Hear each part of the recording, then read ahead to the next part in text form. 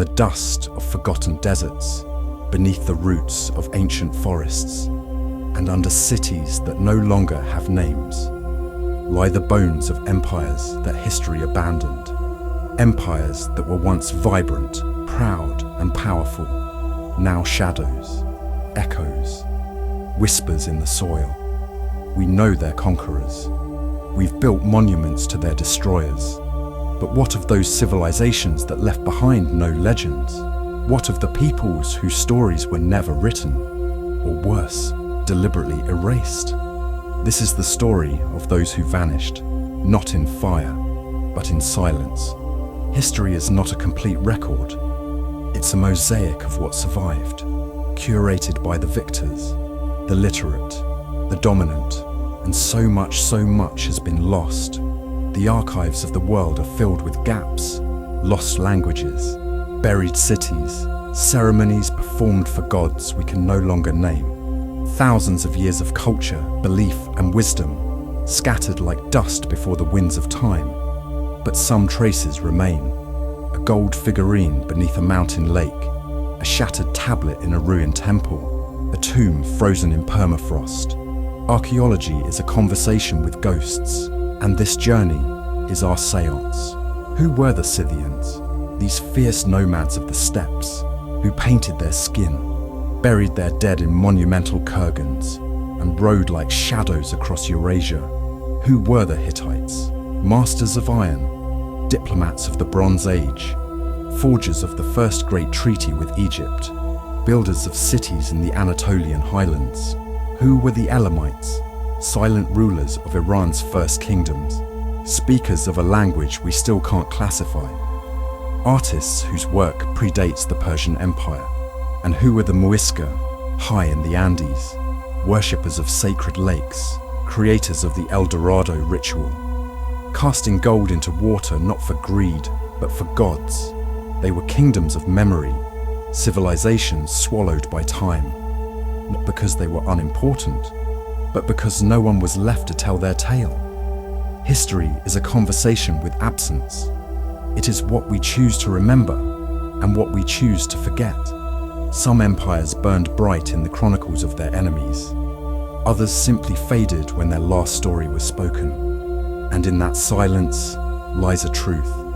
To be remembered is not always to be powerful, and to be forgotten is not always to be small. This documentary is not a list of lost names. It's a resurrection. We will walk the stone corridors of abandoned capitals. We will listen to the languages no longer spoken. We will imagine what they believed, what they built, what they feared. This is not nostalgia.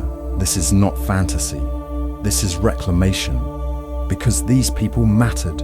They sang, they danced, they dreamed, they made art, war, love, gods, and in a world where power decides what gets remembered, choosing to remember the forgotten is an act of defiance.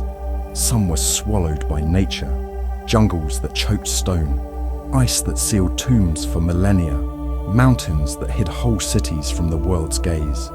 Others were conquered and rewritten, erased by the colonizer's pen, misnamed, misunderstood, misfiled in textbooks as mere footnotes to someone else's glory. Some fell to time, their people scattered, their gods no longer fed, their language dissolved in the mouths of grandchildren, who learned new words under new rulers. But the earth never forgets completely. The desert keeps its secrets in layers, the forest guards them in roots, and the ruins, they wait, they always wait.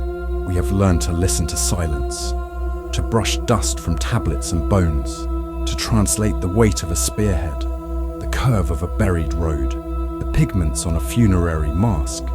We have learned that history is not just what is written, it is what remains, and what we choose to see in it. In this series, we will dive deep into the world's lost civilizations.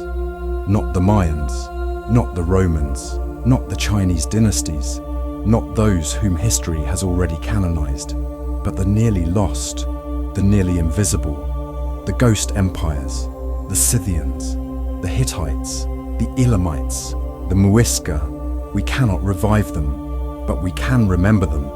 We can tell their stories not as relics of obscurity, but as vital chapters of our shared human saga. Because every empire, every tribe, every language once forgotten is a piece of us, of who we are, and who we could be. You are about to hear stories that span continents and centuries, of people who hunted across the steppe, who wrote laws in cuneiform, who poured gold into lakes for gods, who disappeared but never truly left. Let this be a journey not only across space and time, but across memory.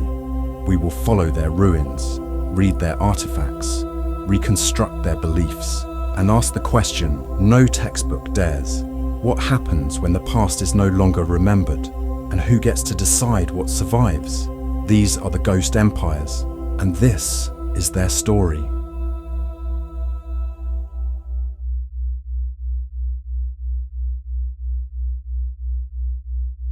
In the great library of history, there are shelves upon shelves of civilizations we remember by name. The Romans, the Egyptians, the Greeks, the Chinese dynasties. Their stories are etched into our textbooks, their ruins sacred landmarks, their legacies the backbone of human civilization as we're taught to understand it. But for every name carved in stone, there are dozens more that have faded, lost, vanished. These are the ghost empires. Today, we journey into the silence between the chapters, the cultures erased from the canon, the civilizations buried beneath time and beneath memory. What does it mean to be forgotten? And more importantly, what do we lose when we forget? A ghost empire is not simply an ancient one. Age alone does not banish a culture to oblivion. We remember Egypt after all, though its earliest pyramids are over 4,500 years old. A ghost empire, rather, is something more tragic. It is a civilization that once thrived, economically, politically, spiritually, yet left behind only fragments, no full narrative, no shared myth, only scattered bones, shattered relics, indecipherable symbols. These fragments might include architecture, maybe a few artifacts, perhaps a name passed down through legend, but the complete story, gone. Ghost empires are often culturally isolated, walled off by geography, climate, or language, lacking in written records or whose writings have not survived, erased by conquest, their memory overwritten by those who defeated them, neglected by academia, dismissed as peripheral or unimportant. In short, a ghost empire isn't one that failed. It's one that history failed to preserve. To understand how civilizations disappear, we must first understand how memory survives.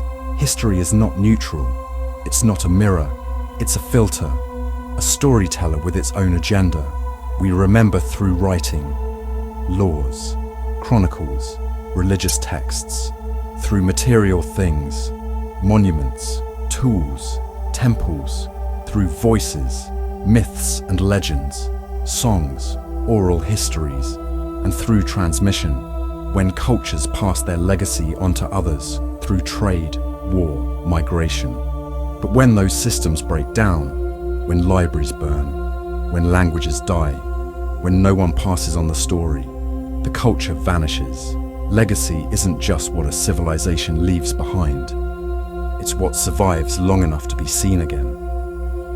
If no one remembers the rituals, or the songs, or even the names of the kings, does the culture still live? Though every forgotten civilization has its own story, they often share common threads, patterns of disappearance. Let's examine the most common. 1. Geographical isolation. Many ghost empires thrived in places far from the great highways of history. The deep Andes, the Amazon, the steppes of Central Asia, the deserts of ancient Iran. Cut off from larger empires, their stories remained confined until even those who lived near them forgot they had ever existed. 2. Oral traditions and language loss. Some cultures never used writing.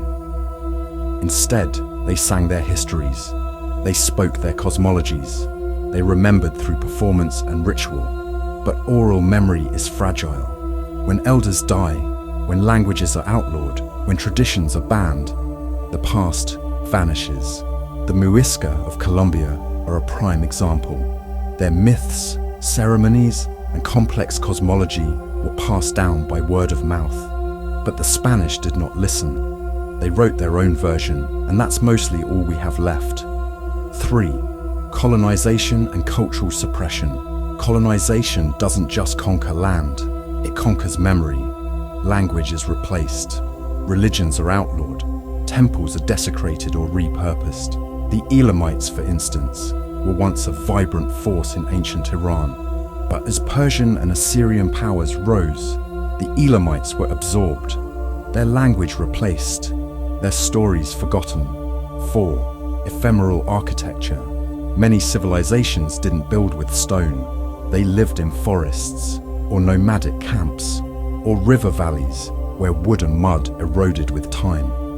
If a culture leaves no ruins, archaeology often leaves it behind. 5. Academic neglect. Even today, some civilizations are simply not studied, not because they weren't great, but because they weren't familiar. Western scholars, for generations, focused on Rome, Athens, and Jerusalem. Everything else was background noise.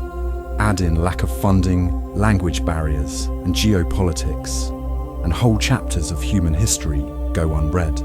There's a reason we say history is written by the victors, and sometimes it's rewritten. When the Romans conquered the Etruscans, they absorbed their gods, borrowed their rituals, but left their language to rot. Today, we know the Etruscans mostly through their tombs, not their texts. The same is true for many ghost empires. What we know through the words of their conquerors, biased, incomplete, sometimes fabricated. Even the explorers, priests, and colonial administrators who recorded these cultures often misunderstood or misrepresented what they saw. The damage wasn't always malicious, but it was real. This series will explore 4 ghost empires, each from a different time, a different place, a different reason for being forgotten. Together, they help us understand not just what we lost, but why we lost it. The Scythians, fierce nomads from the Eurasian steppes, their legacy is found not in writing, but in burial mounds, golden treasures, and tattooed skin preserved in ice. The Hittites, once rivals to Egypt, they signed the world's oldest known peace treaty, then vanished. For millennia, only recently has archaeology recovered their true story. The Elamites, a complex civilization of ancient Iran. They had their own language, their own gods, their own system of writing, and yet they remain a footnote beside Persia. The Muisca, keepers of the El Dorado legend, master goldsmiths, guardians of sacred lakes, and yet nearly all we know about them comes through the lens of conquest. Each of these cultures meets the criteria of a ghost empire: misunderstood, marginalized, nearly erased, but not beyond recovery. You might wonder, why does this matter? Why dig up ghosts? Because history isn't a straight line. It's not a story of constant progress. It's a web, a forest, a scattered mosaic of human experience. Rediscovering forgotten civilizations challenges everything we think we know about the past. It forces us to rethink power, to question dominance, to listen to the silences in the archive. And it reminds us that absence is not the same as insignificance. Every forgotten culture was once a beating heart of human life, a cradle of stories, a world entire. We can't bring them back, but we can remember, we can tell their stories, and we can make sure they are forgotten no more.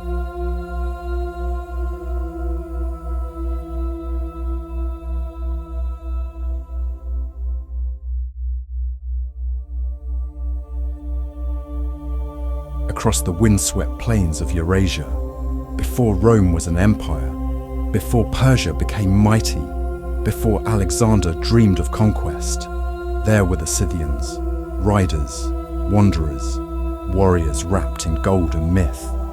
They left no palaces, no libraries, no cities of marble, and yet, for over 500 years, they were feared and admired by the greatest empires of their time. Today, they are barely remembered, but in frozen tombs and whispered legends, the Scythians live again. The Scythians emerged from the cradle of the Central Asian steppes, a vast ocean of grass stretching from the Black Sea to Mongolia. Nomads, Indo-Iranian in origin, descended from early pastoralist tribes. Their world had no borders, no fixed capitals. Their kingdom was not marked by walls, but by motion. Their true kingdom was the horse. Scythians were among the first people in history to master mounted warfare. They didn't just ride horses, they lived with them, slept beside them, buried them in tombs with honor. Their ability to fight from horseback, to fire arrows while galloping at full speed, was revolutionary.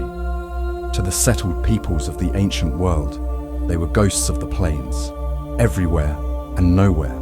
By the 7th century BCE, Scythians controlled a vast territory from the Danube in Europe to the Don and Volga rivers in the east. They were not an empire in the traditional sense. No central ruler, no capital city. Instead, they were a confederation of tribes, linked by blood, ritual, and war. They raided Assyrian cities, hired themselves as mercenaries, traded gold for Greek wine and Persian silk, and yet they remained defiantly Scythian. Who were these nomads really? The Greeks described them as barbaric, drinking the blood of their enemies, wearing the scalps of their foes. But archaeology tells a different story. The Scythians were not savages. They were artisans, herders, poets of the plains. Their clothing was rich with color and embroidery. Their bodies adorned with intricate tattoos, swirling animals, mythic beasts, spirits of the steppe. Many of these tattoos were preserved for over 2,000 years, thanks to the permafrost of Siberia. Some are still visible today.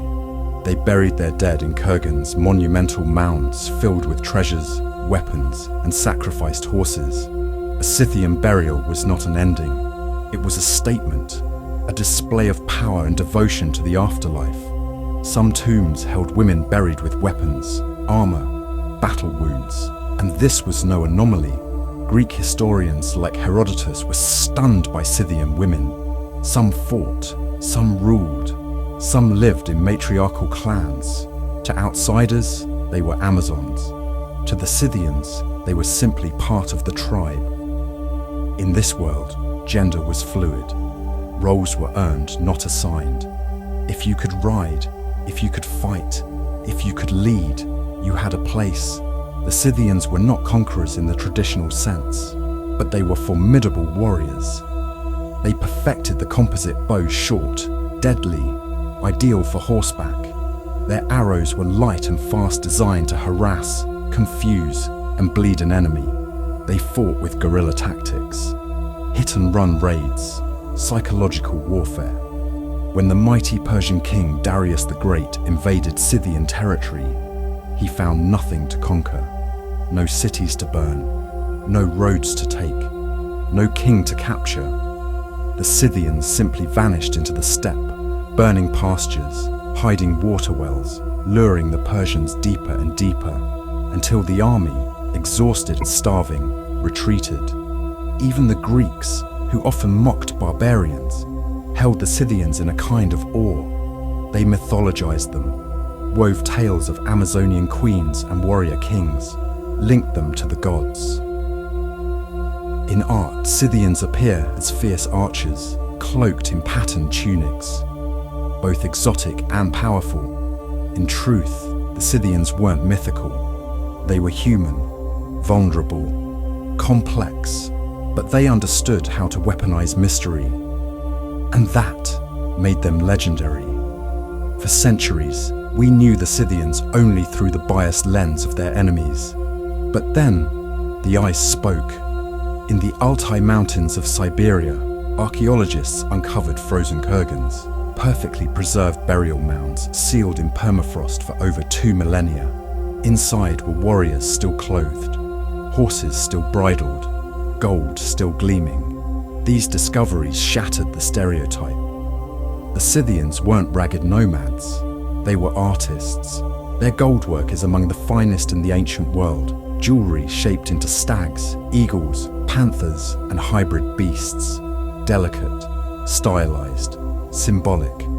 Every piece tells a story of the spiritual world, of kinship, of nature's raw power.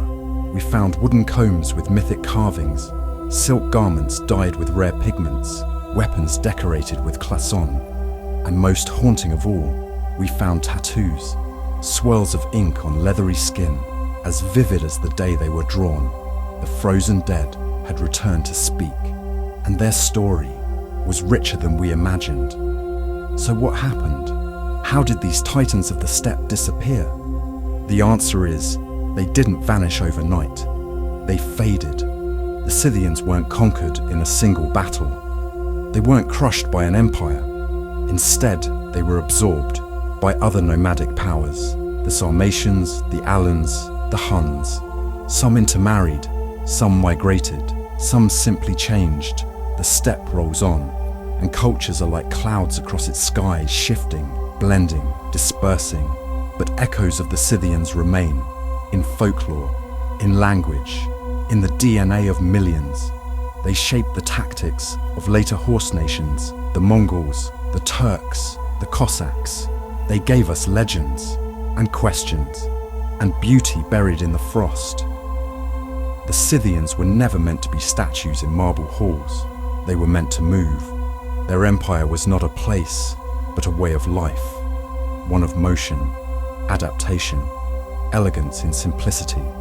They were artists who rode like warriors, warriors who buried their dead like kings, kings who left no thrones, only mounds under grass and gold beneath ice.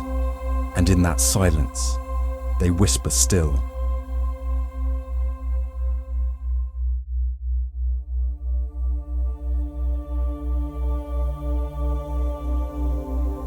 Before the rise of Rome, before the Greeks filled their temples with gods, before even the first scribes of the Hebrew Bible dipped their styluses in clay, there was a kingdom of stone, iron, and order, a forgotten empire that once stood toe-to-toe with Egypt and negotiated peace with pharaohs in cuneiform. The Hittites, high in the rugged plateaus of central Anatolia, modern-day Turkey, a new power stirred in the shadow of older Mesopotamian empires. Around 1600 BCE, the Hittites emerged as a force, forged in the crucible of Bronze Age rivalries, shaped by Indo-European migrations, and built on a unique blend of cultures, Hattic, Hurrian, and Assyrian. They were not a mere tribe. They were an engine of assimilation, a hybrid civilization, neither wholly Eastern nor Western, but something in between. And at their center was Hattusa, a fortress city hewn into cliffs, protected by colossal stone gates, inscribed with lion carvings, storm gods, and treaties written in clay. Hattusa was not a myth. It was real, a city that once governed an empire stretching from the Aegean coast to the Euphrates. The Hittites were builders, yes, but they were also strategists. They moved fast, they conquered faster, and unlike many of their rivals, they absorbed what they found. They didn't burn libraries, they copied them, didn't erase gods, they adopted them. In doing so, they formed a mosaic empire, held together not by brute force alone, but by diplomacy, integration, and law. The Hittites were among the first peoples to harness the power of iron, not in massive armies of steel, but in tools, in farming, in craftsmanship. Long before the Iron Age officially began, they were transitional, a people with one foot in the Bronze Age, and the other just past it. And while they didn't invent cuneiform, they wielded it like a scalpel. Thousands of clay tablets have been unearthed in the royal archives of Hattusa. Treaties, oaths, trials, rituals, recipes, correspondence with other kings. These texts show us something rare, a bureaucracy with memory, a state with records, a civilization that could reflect and respond. Their kings styled themselves as my son, but they ruled with the aid of councils, advisors, and sacred oaths. Even queens such as the formidable Puduhepa wielded power. She signed treaties, presided over court cases, and engaged in diplomacy with Ramesses II of Egypt, a woman commanding pen and empire. In the 13th century BCE, the Hittites had an elaborate legal system, with rules that protected servants and defined penalties for theft, abuse, or false accusation. They were not egalitarian in the modern sense, but for their age, they were remarkably progressive. Like all empires, the Hittites were not built on kindness alone. They warred with neighbors, especially the rising power to the south, Egypt. Two superpowers, two gods' kings, and one dusty battlefield in what is now Syria, the Battle of Kadesh, 1274 BCE, the largest chariot battle ever recorded. Thousands of chariots, tens of thousands of infantry, bronze weapons clashing under the scorching sun. It was a brutal, inconclusive affair. The Egyptian pharaoh Ramesses II claimed victory in stone carvings. The Hittites, in their archives, did the same, but the truth was stalemate, and out of the blood came something new, a peace treaty, the first recorded international treaty in human history. It survives in both Egyptian hieroglyphs and Hittite cuneiform, a document of legal equality between enemies. It speaks of shared gods, of the return of fugitives, of eternal peace. This was not merely politics, it was legacy. When the United Nations was formed, a replica of the Kadesh Treaty was placed at its entrance, a whisper from the Bronze Age, reminding us of the first time war turned into law. The Hittite world was filled with gods, hundreds of them. They inherited the storm gods of the Hattians, the underworld spirits of the Hurrians, and the rituals of Mesopotamian city-states. Rather than erase contradictions, they embraced them. To rule the Hittites was to navigate a pantheon of cultures, languages, and traditions. Their kings were high priests, their queens sacred intermediaries. They performed elaborate seasonal festivals, sacrifices, processions of idols and grain and song. In their mythology, gods were not all powerful. They failed, they died, they got drunk and made mistakes. Their myths were strangely human, relatable, tinged with melancholy and wit. And in that mythic fog, we glimpse the soul of the Hittites, a people not obsessed with perfection, but with order, balance, justice. And then they vanished. Around 1200 BCE, a wave of upheaval swept across the eastern Mediterranean. Cities burned, trade collapsed, sea peoples ravaged the coasts, climate may have shifted, internal strife deepened, and the Hittite Empire, like many others, fell. Hattusa was abandoned, its gates overgrown, its tablets buried by centuries of silence. But the Hittites did not vanish entirely. In the biblical texts, they appear as shadows. Uriah the Hittite, a forgotten name in a vast lineage. Later, in Assyrian annals and Greek histories, echoes of their laws and legends lingered. In the 20th century, archaeologists finally uncovered their capital. Clay tablets were deciphered, temples unearthed, and the Hittites emerged once again, not as myths, but as a civilization of logic, structure, and complexity. What makes a ghost empire? Is it absence, oblivion, or is it that we forget they ever lived? The Hittites remind us that power isn't only about conquest, but about compromise, about writing things down, about choosing order over chaos. They didn't build wonders like the pyramids, or spread across continents like Rome, but they built systems, ideas, laws, and the world remembers those even when names are forgotten. Today, In ruins beneath the Anatolian soil, you can still walk through the gates of Hattusa. You can read the laws of kings who lived 3,000 years ago, and you can hear, faintly, the voice of a queen who once wrote to Egypt. In clay and diplomacy, their empire ended, but their influence endures. In every contract, every treaty, every moment when war turns to words, the Hittites, the ghost empire that dared to negotiate.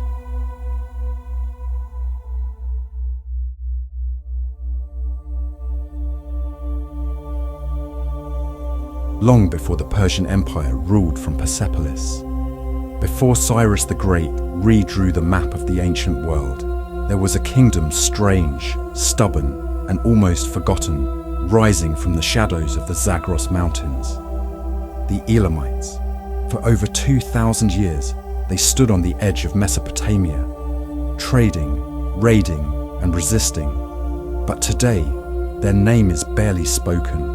Their achievements buried beneath Sumerian myths and Babylonian bricks. Their language a mystery. Their story a ghost.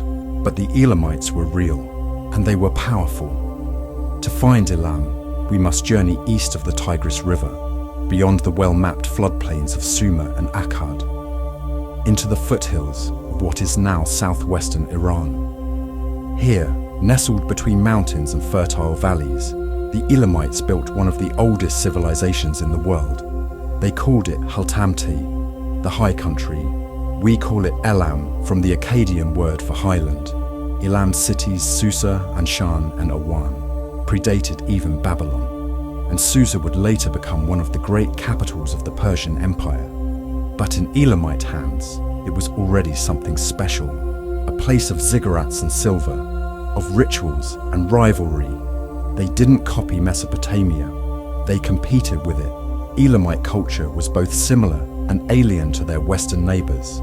They used cuneiform, but wrote in a language unrelated to Sumerian or Akkadian, a linguistic isolate, a code without a family tree.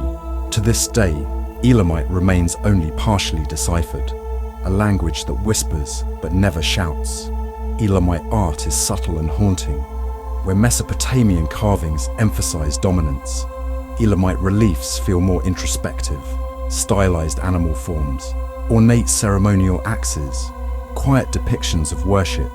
They honored both male and female deities, but their most powerful figure may have been a woman, the goddess Pinikir, a star goddess of fertility and fate, whose cult stretched even into Anatolia.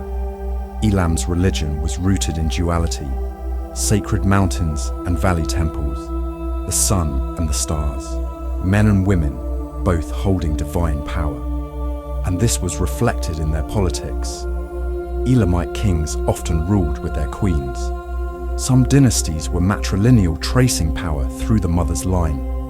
In royal inscriptions, queens are not footnotes, they are co-rulers. In a world where most women were erased from the record, Elamite women were etched in stone. Their temples were ziggurats, but often smaller, squatter than those of Babylon. Still, their purpose was profound, to connect heaven and earth, to serve gods with offerings of food, incense, and blood, to maintain Hutti balance, justice, cosmic order. Elam never had the numbers of Babylon, or the literary firepower of Sumer, but they had grit. Over centuries, they resisted conquest, sometimes violently sacking cities, sometimes diplomatically through marriages and alliances. Their longest war was not with invaders, but with erasure. History, as told by the victors, turned the Elamites into caricatures, enemies of order, thieves of statues. In Babylonian texts, they are often demonized. In Assyrian carvings, they are shown bound and beheaded. But those same Elamites once stormed into Mesopotamia and carried off the statues of gods, not to mock them, but to hold them hostage, political leverage wrapped in divine power. This wasn't mindless destruction. It was a battle for cultural dominance. In one legendary episode, the Elamites raided Ur and took the statue of the moon god, Nana. it would not be returned for over 1,000 years by a Persian king seeking legitimacy through reconciliation. Even centuries later, Elam's influence lingered in the way others remembered them. No empire stands forever. By the 8th and 7th centuries BCE, Elam was surrounded by giants. To the west, the Neo-Assyrian Empire. To the east, rising Median and Persian powers. The Elamites, fractured by internal strife, could not withstand the storm. In 647 BCE, Ashurbanipal, king of Assyria, unleashed devastation on Elam. Susa was looted, its temples defiled, its archives burned, and in his inscriptions, Ashurbanipal bragged, "I destroyed the tombs of their kings. I carried away their bones." It was one of the first acts of historical erasure on record. A deliberate attempt to wipe a civilization from memory. And for a while, it worked. Elam vanished from the narrative, its language forgotten, its cities silent. But Elam never truly disappeared. Its legacy filtered like spring water into the soil of Persia. When the Achaemenid Empire rose, they chose Susa as a royal capital. They adopted Elamite script in their trilingual inscriptions. Even Darius the Great in his palace carvings used Elamite as one of his official languages. In the grand reliefs of Persepolis, you can see figures in Elamite dress, long tunics, soft-heeled sandals, and distinctive beards. They're not slaves, they're courtiers, builders of empire. The Persians didn't just conquer Elam, they absorbed it, and through them, the Elamite spirit lived on, in Persian art, in court rituals, in how power was balanced between genders, at least symbolically. Even in the concept of divinely sanctioned kingship, the echoes of Elam remained. What do we call a people whose language we can't fully read, whose stories were destroyed by enemies, whose greatness was buried beneath the stones of others? We call them forgotten. But perhaps that word is too easy. The Elamites were not erased. They were interwoven. They helped define the borders of the ancient world, not through conquest alone, but through persistence. They survived in memory, not because they shouted the loudest, but because their silence endured. In the ziggurats of Iran, in the ruins of Susa, in the Elamite inscriptions carved into Darius' tomb. Their ghost still walks. The forgotten kingdom of Elam, keepers of mountains, singers of strange tongues, and mothers of empires.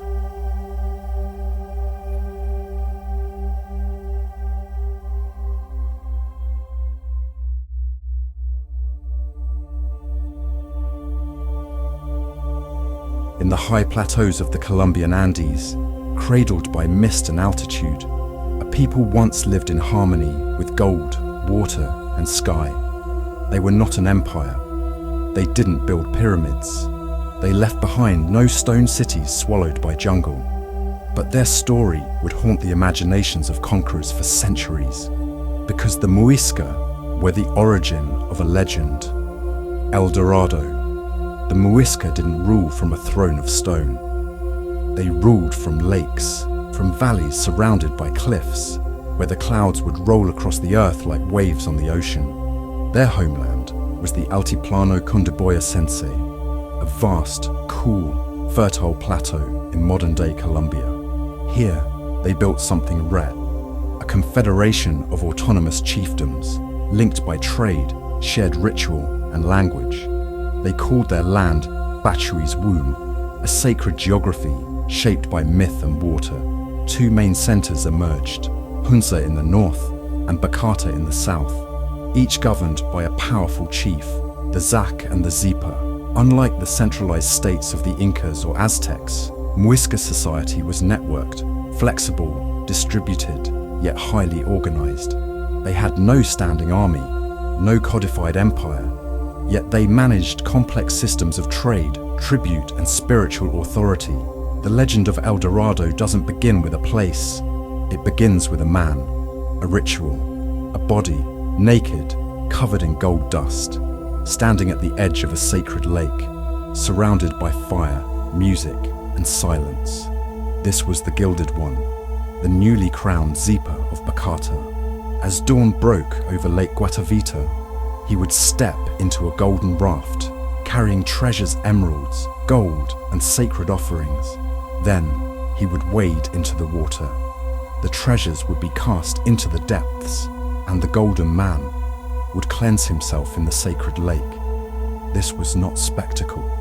It was renewal, the union of man and divinity, a transaction between ruler and earth, an affirmation of cosmic order through sacrifice. To the Muisca, gold was not wealth, it was spirit, metal taken from the earth, purified by fire, and returned to the gods. But when the Spanish arrived, they heard something different. They didn't see ritual, they saw riches. The Muisca were masters of metallurgy, not just in gold but in meaning. They used tumbaga, a gold-copper alloy, to craft votive figures known as tonjos, tiny icons, warriors, dancers, priests, animals, each one an offering, a memory made permanent, a prayer in metal. They cast their tonjos using the lost wax method, centuries before European smiths adopted the same technique. They were also skilled traders. Salt, emeralds, coca leaves, feathers, obsidian. Goods flowed from the Andes to the lowlands in exchange networks older than conquest. The Muisca were the salt people, mining vast quantities of salt from evaporated ponds. Salt was sacred. Salt was currency. Salt was life.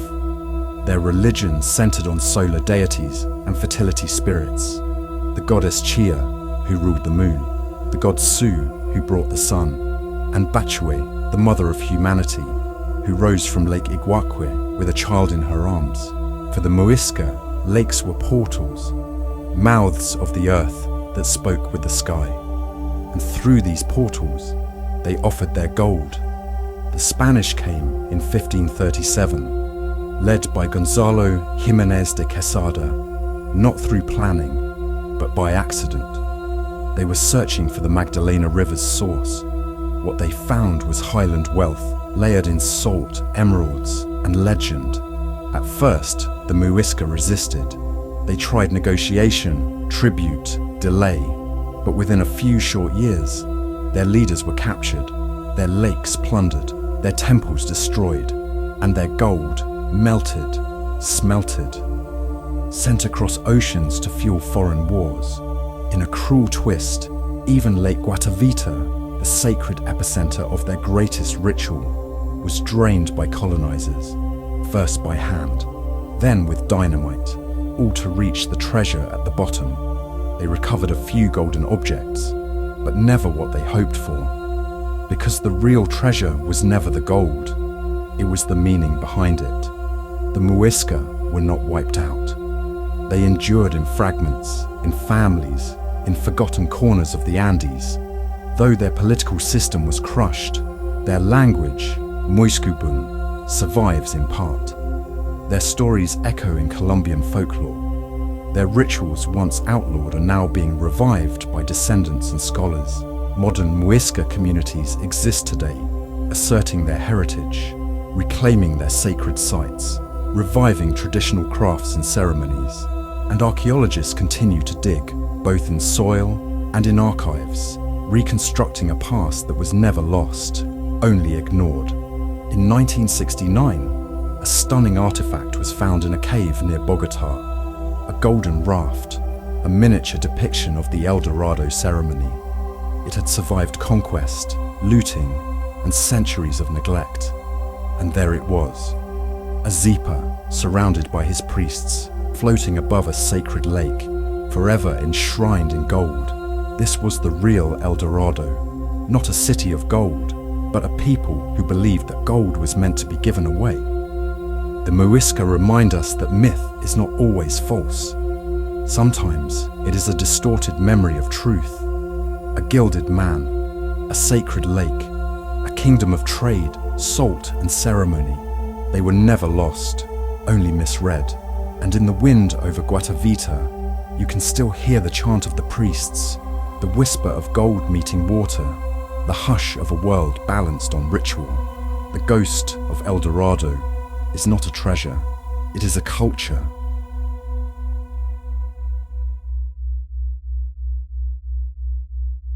Throughout this journey, we've wandered the steppes of the Scythians, stood beneath the towering gates of Hattusa, walked the forgotten streets of Susa, and stared into the sacred waters of Guatavita.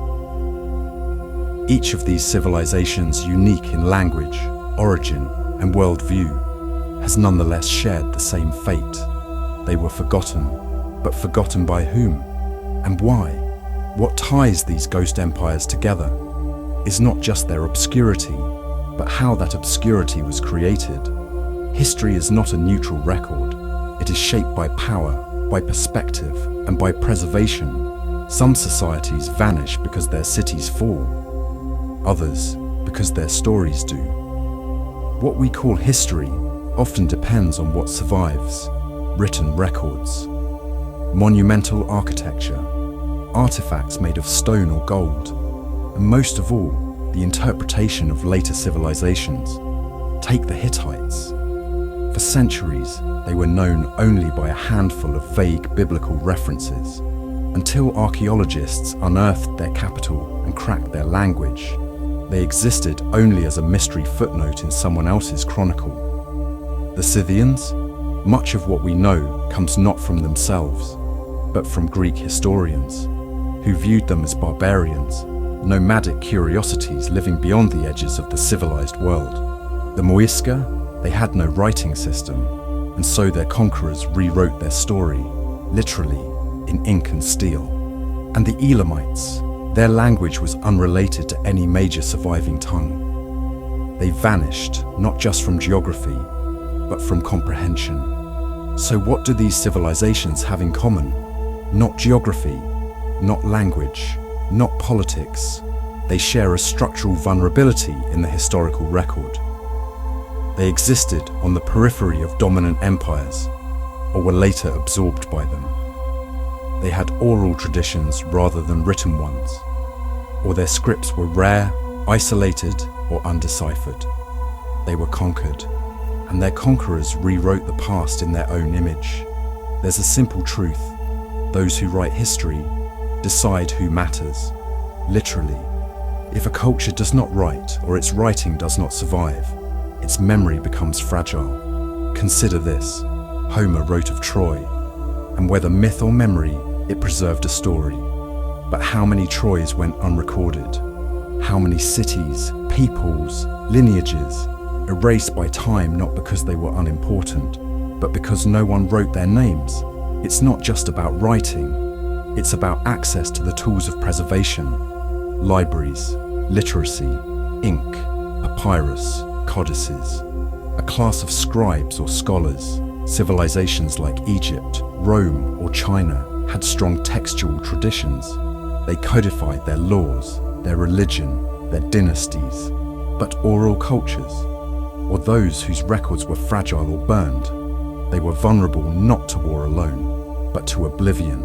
And when a dominant culture rises, it often reshapes the narrative of those it replaces. The Romans absorbed the Etruscans. The Spanish rewrote the Maya and Inca. The Assyrians and Persians obliterated older Mesopotamian voices. History becomes a tapestry, but one where some threads are pulled loose, others rewoven, and some cut entirely. To control history is to control identity. Empires not only conquer land, they conquer memory. They determine what is worthy of being passed down. They inscribe their triumphs in stone. They erase their enemies from monuments. They rename cities. They absorb gods. And in doing so, they frame legacy, not as what was, but as what serves the present. The Hittites, for instance, were rivals to Egypt. But once their power faded, Egyptian records cast them as vanquished. Centuries later, we only rediscovered their strength because their ruins refused to stay buried. The Scythians never built empires, so later states dismissed them as primitive. Yet archaeological finds reveal a people of complex artistry, warrior culture, and spiritual tradition. And the Muisca, they didn't disappear.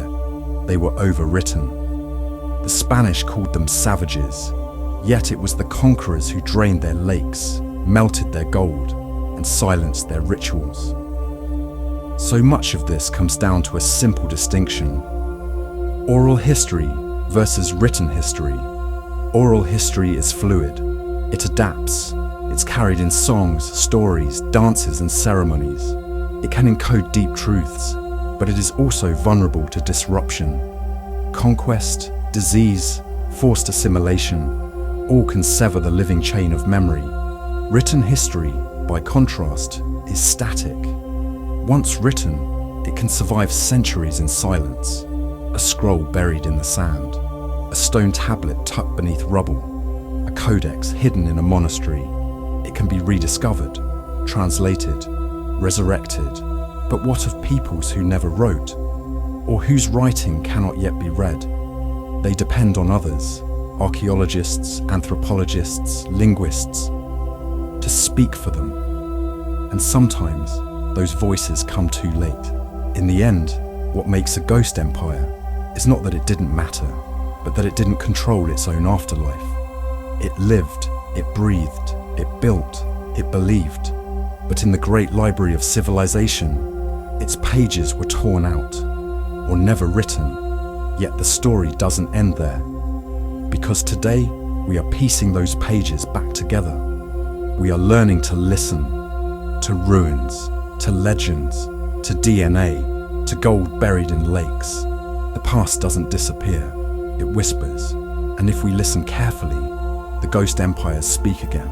In the end, what makes a ghost empire is not that it didn't matter, but that it didn't control its own afterlife. It lived, it breathed, it built, it believed. But in the great library of civilization, its pages were torn out, or never written. Yet the story doesn't end there, because today we are piecing those pages back together. We are learning to listen to ruins, to legends, to DNA, to gold buried in lakes. The past doesn't disappear, it whispers, and if we listen carefully, the ghost empires speak again.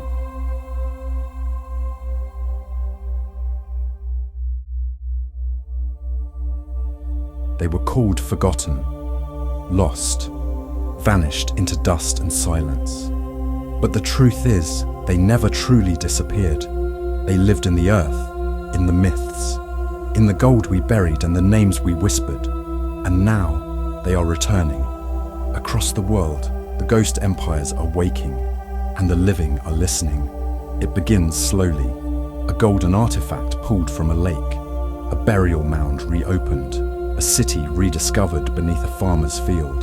But what starts as an archaeological discovery often becomes something much more, a question of identity, ownership, and justice. Because to uncover the past is to ask, whose past is this, and who gets to tell it? In Colombia, the legend of El Dorado once lured conquistadors into the jungle. They drained sacred lakes, melted gold, silenced entire cultures. But today, the Muisca people are speaking again. In towns like Sisquili and Cota, descendants hold ceremonies beside the waters of Lake Guatavita. They wear traditional garments, speak revived Chibcha words, and offer golden tunjos not for wealth, but for memory. For them, gold is not treasure, it is a language, one that speaks of ancestors, spirits, and place, and museums around the world are starting to listen. Once upon a time, imperial museums displayed history like a trophy case. Artifacts were spoils, proof of conquest and curiosity. But today, those same institutions face a reckoning. The golden raft of El Dorado, the Muisca masterpiece, sits behind glass in Bogotá's Museo del Oro. But others taken during colonial expeditions rest in Berlin, London, and New York. Should they be returned? Who decides where an artifact belongs, the finder or the descendant?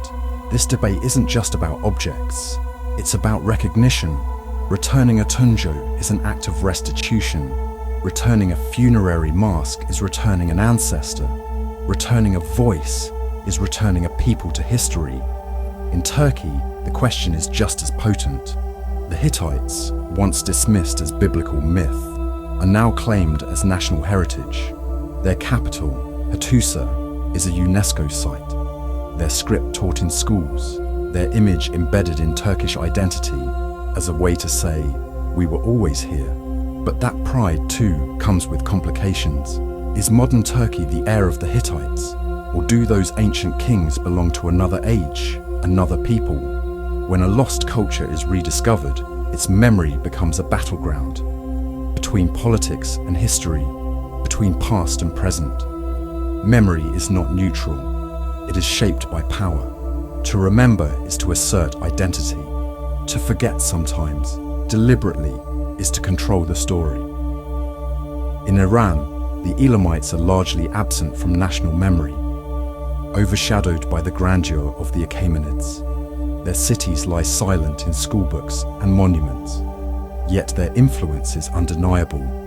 Elamite motifs appear in Persian architecture, their language shaped imperial titles, their gods left whispers in Zoroastrian hymns. But because they were pre-Iranian, because they were different, they do not fit neatly into modern narratives. So they are remembered in fragments. In Ukraine and Central Asia, the legacy of the Scythians has taken on new meaning. Once painted as nomadic raiders, they are now reframed as ancestors, symbols of resilience, freedom, and the open steppe. For modern nations navigating post-Soviet identity, the Scythians offer a past unclaimed by empire, a story written in tattoos, horses, and sky. Their burial mounds have become sacred ground, their bronze weapons, national symbols. But here too, history walks a tightrope between scholarship and nationalism, between honoring the past and rewriting it. As these ghost empires re-emerge, we are faced with an uncomfortable question. Who owns the past? Is it the nation that rules the land today? The descendants of the people who once lived there? The archaeologists who study them? The museums that preserve their artifacts? Or perhaps no one? Perhaps the past should not be owned, but stewarded, not locked behind glass, but shared in story, not erased, but engaged. The act of remembering, truly remembering, is more than placing artifacts on display. It is about listening to the voices that were silenced. It is about asking, why were they forgotten? Who chose to forget them? And what does it mean to remember them now? Across the globe, indigenous communities, historians, activists, and artists are resurrecting forgotten worlds.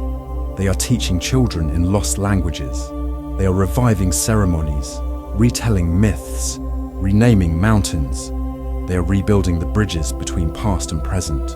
This isn't nostalgia. It is restoration. It is truth-telling. And it is an act of cultural resistance.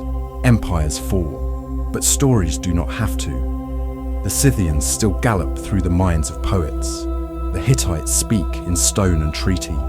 The Elamites rise from their ziggurats in the dreams of archaeologists. The Muisca shimmer in gold across the surface of Lake Guatavita. They were never gone, only waiting for the moment when memory could breathe again. When we would no longer call them lost, but returned. And when their stories, long buried, could finally find their voice.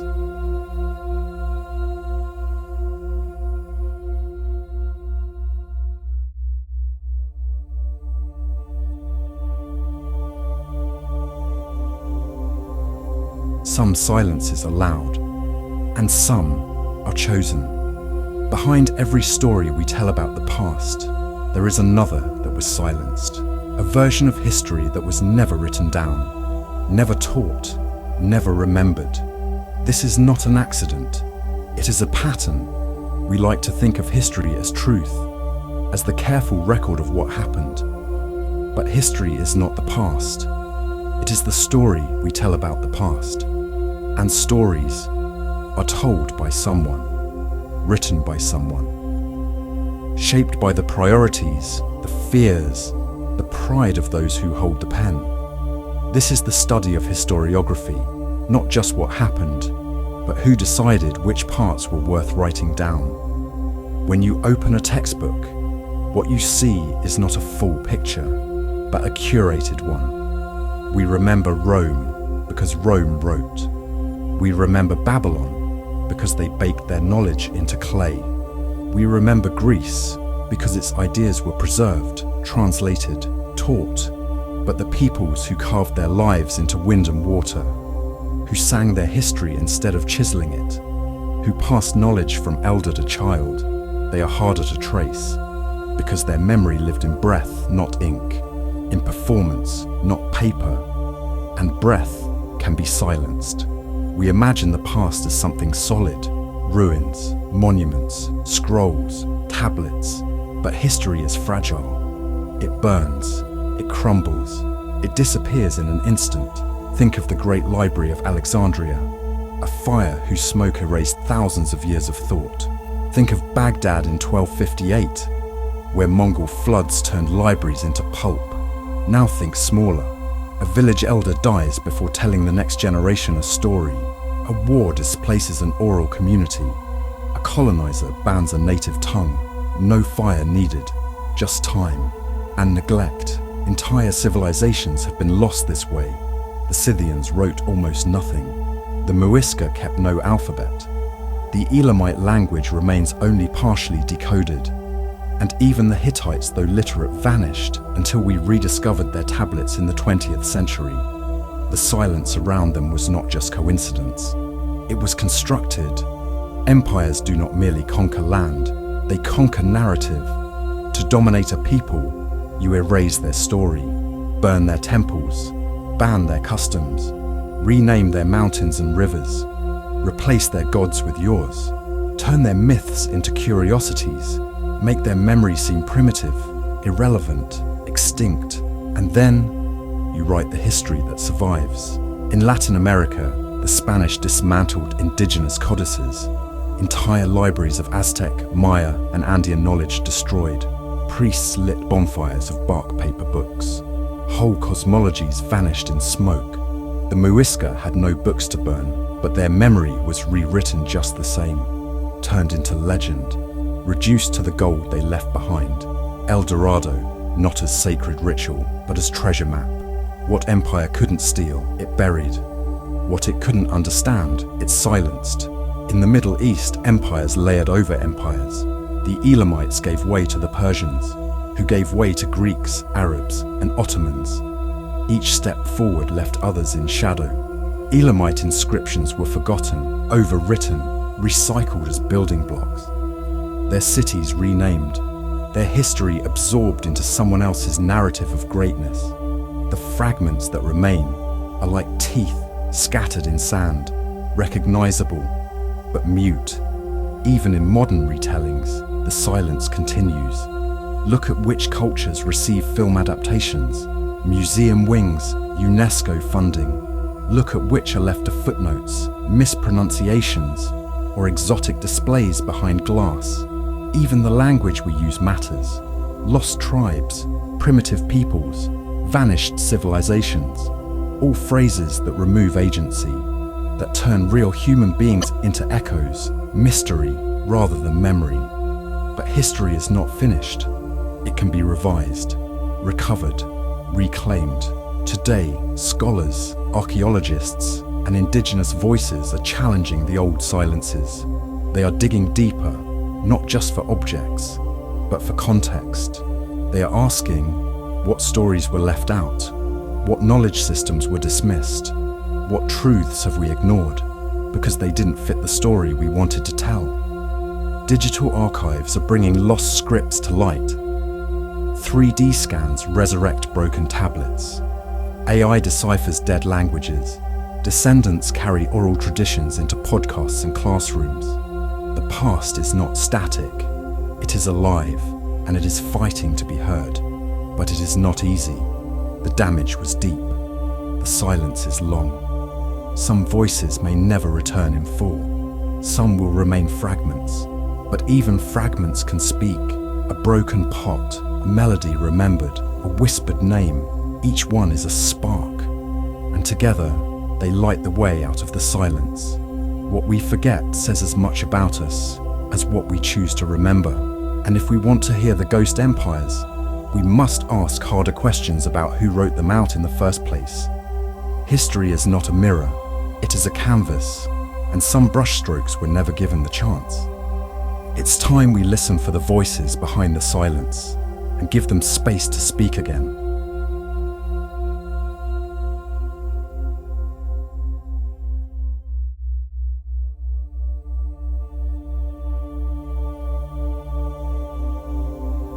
Some silences are loud, and some are chosen. Behind every story we tell about the past, there is another that was silenced, a version of history that was never written down, never taught, never remembered. This is not an accident, it is a pattern. We like to think of history as truth, as the careful record of what happened. But history is not the past, it is the story we tell about the past. And stories are told by someone, written by someone, shaped by the priorities, the fears, the pride of those who hold the pen. This is the study of historiography, not just what happened, but who decided which parts were worth writing down.